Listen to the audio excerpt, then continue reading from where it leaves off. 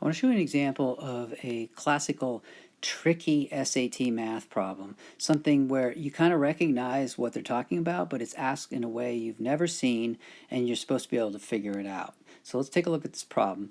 It reads, in the xy plane we have a point PR, and it's on the line y equals x plus b, where b is a constant. Okay, so let's just stop right there. We have a point, and we don't know what the coordinates are, but they're saying the point is P and R. Okay, so we know that the x coordinate is P and the y coordinate is R. And furthermore, we know that this is on a line, y equals x plus b.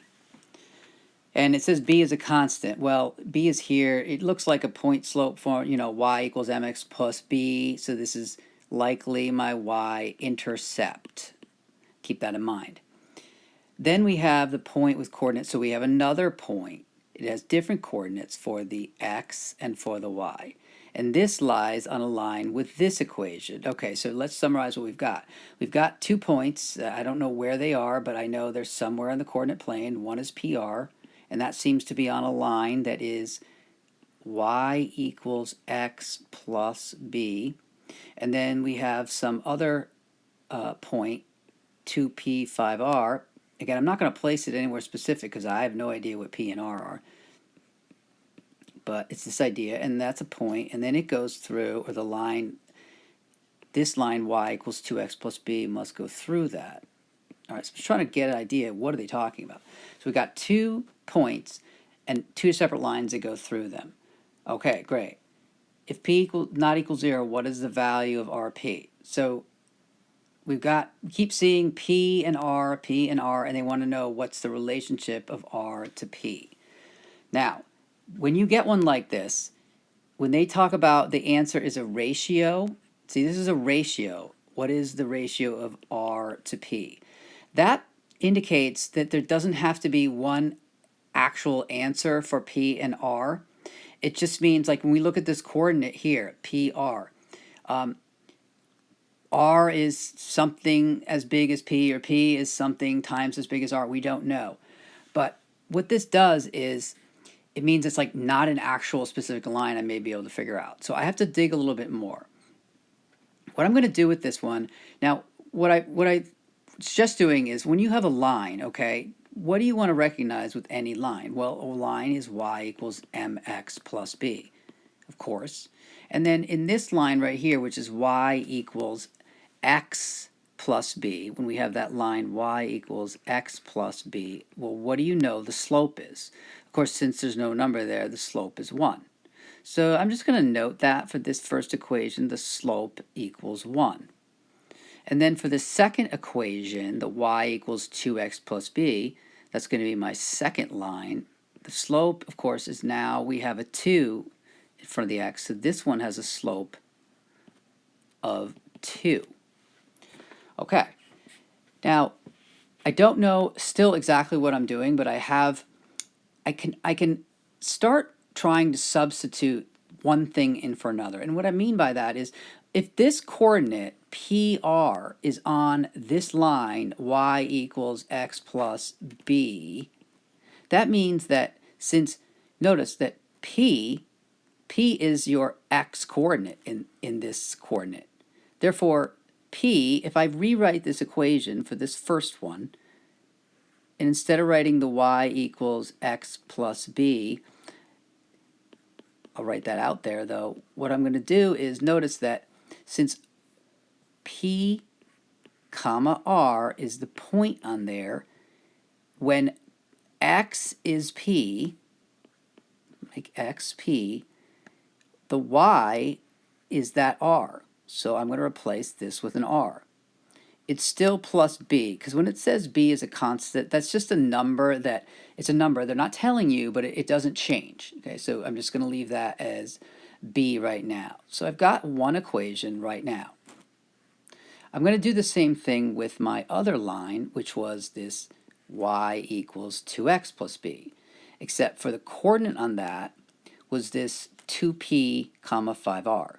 2p for x when y is 5r. So let's go to this equation right here, And instead of writing the y, I'm going to write that 5r because that is a possible y coordinate. The 2 here is still a 2. Now I'm going to replace the x with what the x coordinate matched when I had 5r for y. I have 2p for x. So I got to put that in parentheses. And we still have b. So now this will simplify to 5r equals 4 times p plus b. Now if you notice, this equation up here, I'll rewrite this down closer. This was r equals p plus b. What I want to do here is that notice they have the exact same, here's 1r, here's 1p, here's 5r, 4p. But this is just 1b, and this is just 1b. So what I'm going to do is I'm going to get these equations solved for b.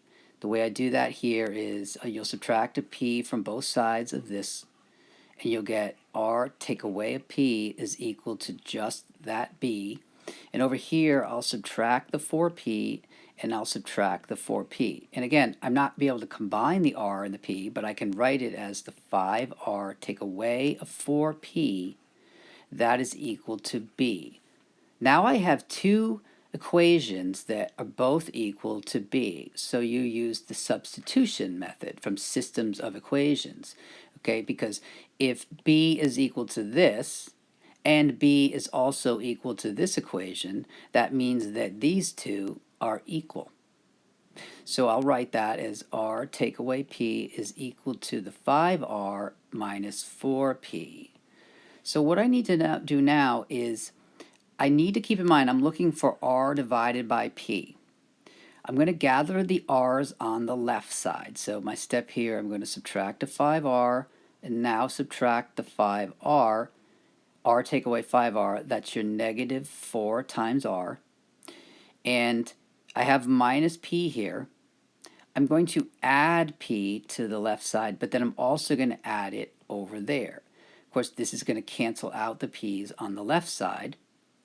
And of course, this was canceled. Then this is going to equal, we have a negative 4p plus a p is negative 3p. So what I can do right now is, see how I want it in this up here, I want to get the p under the r. Well, I can do that by going like this, divide both sides by p. Okay, so what does this give me now? I still have the negative 4, and now I have negative 4r over p, and that equals a negative 3. Okay, so I'm looking for r over p.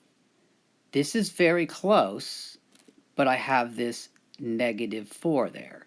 How can I get rid of that negative 4 on that in front of the rp?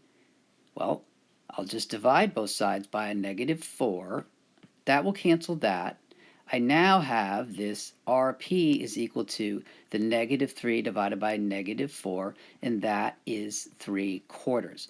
And now I have the solution is right there.